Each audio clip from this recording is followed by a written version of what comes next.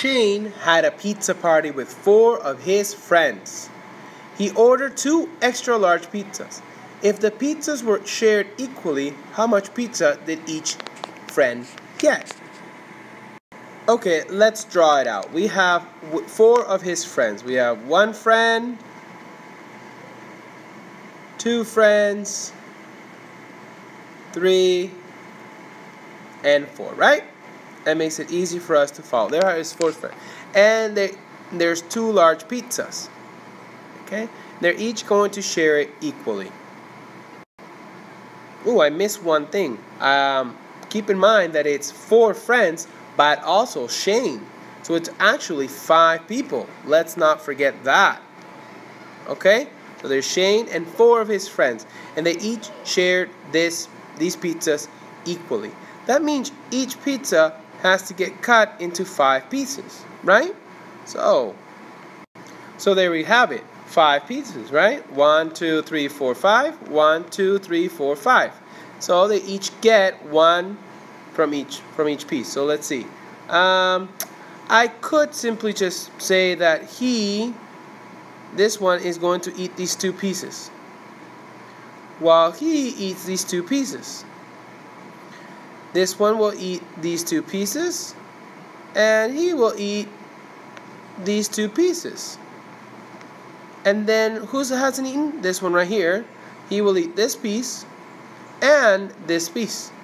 So it looks to me, boys and girls, that they each get 2 pieces. They get 1 from this pizza and 1 piece from this pizza. So they're each getting 2 pieces out of 2 pieces for every 5. Because the pizzas were cut up into 5 pieces each, they each got 2 out of 5 pieces, didn't they? Okay, 2/5 of a pizza. That's what they each got. Okay, well, what would our number sentence look like? Simple. We took 2. We took 2 pizzas and divided it amongst 5 people. And what ended up happening is that they each got 2 out of 5. And there's your answer. Okay, I think I've helped you a lot so far with the first page and the first 2 answers to the second page. So why don't you go ahead and try your hardest to do number 3 and 4. Let's read them together. Dawn and Darlene went hiking in the mountains. They were hiking about 3 miles per hour. Every hour they traveled 3 miles. If they continue at that rate for the entire distance, about how many hours would it take them to hike 25 miles? Oh, this looks like a fraction to me. 3 miles for every hour, 25 miles over how long? How long? Okay, try that. Here we go. Or you can also do a division. Don't forget that. You can divide, okay? You can divide. They do 3 miles per hour. I'll divide 25 divided by 3, and that's going to give you the time. Okay, let's try. Let's try number 4. Jolene has 6 boxes of granola bars for herself and 7 other girls. So 6 boxes for her and 7 others. So 6 boxes for 8 people. Don't forget that. In her chess club, each box contains 4 granola bars. If shared equally, what fraction of a box will each girl get? So 6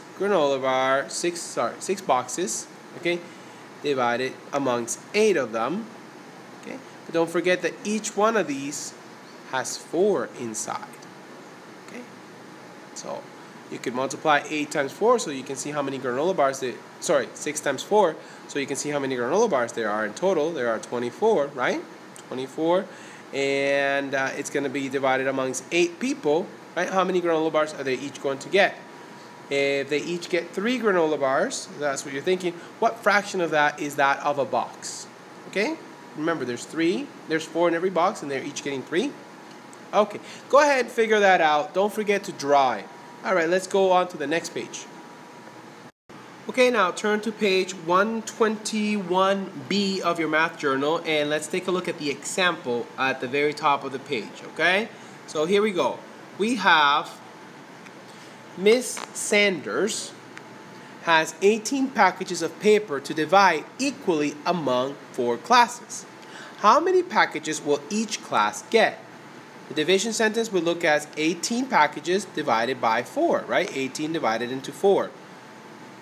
As a fraction notation would be 18 over 4. Remember, the number that is the dividend goes, the number being divided is on the top and the dividend is on the bottom. Solution. Okay, let's see how they got to this. 4 or over 2 over 4 or 4.5. Let's see how they got to that. Well, let's see. To convert an improper fraction, as we have right here, I need white. 18, okay, divided by 4. You can just simply ask yourself, how many 4s are in 18? Well, 4 times 4 is 16. So there are 4 of them. Right? There are 4 4s in 18. What's left over? Well, 4 times 4 is 16. I need 2 more. So whatever's left over, you write it at the top of a fraction, 2 out of 4. Okay, because there's no more 4s. There's just only 2 more out of the next 4. Because if we continue to count another 4, we get up to 20. Right? 4 times 4 is 16. 4 times 5 is 20. But we don't have another 4. So we only have 2 out of the next 4 left. Well, 4 over 2 fourths, so 4 and 2 fourths is equal to, if we simplify, is 4, and we must reduce this to 1 over 2, right? It is a half. There's 1 2 here, and there's 2 2's here. Okay? And that's how we turn an improper fraction into a mixed number. Okay? Let's go ahead and try one of them. Number 2. Okay, you guys can go ahead and try number 1 on your own, which you can see right there. But let's try number 2 together. Okay? Number 2. Rita was in charge of providing lemonade to sell at the fair.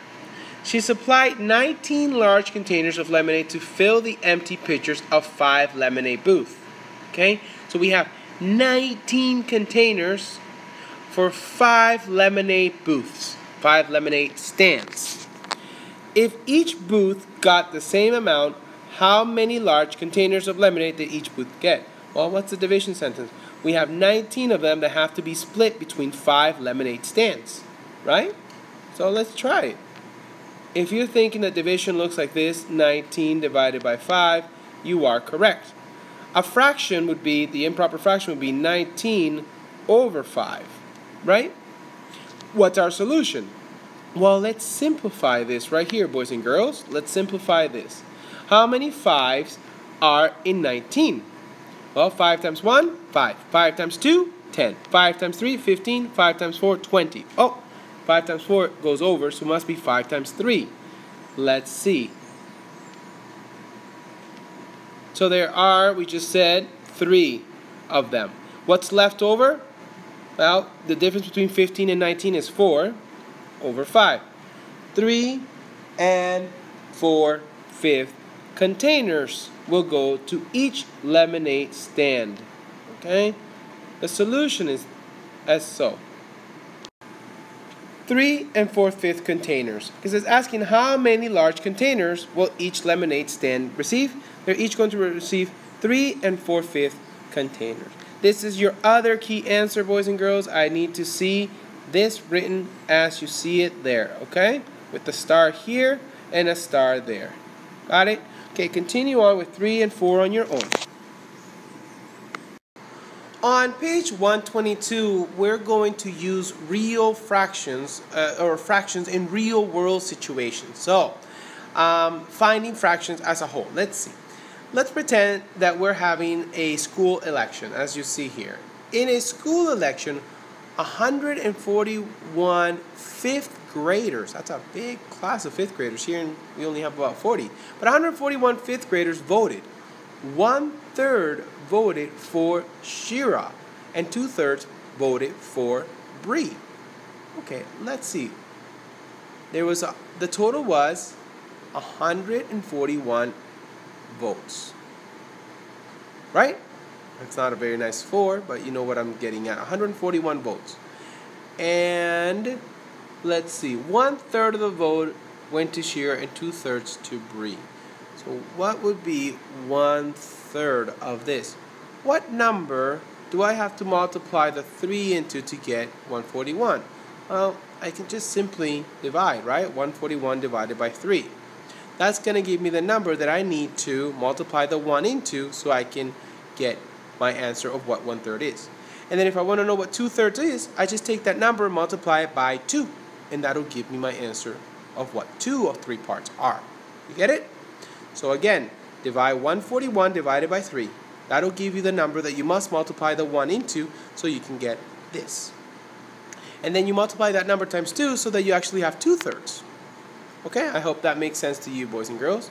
And then go ahead and answer the rest. Answer A and B.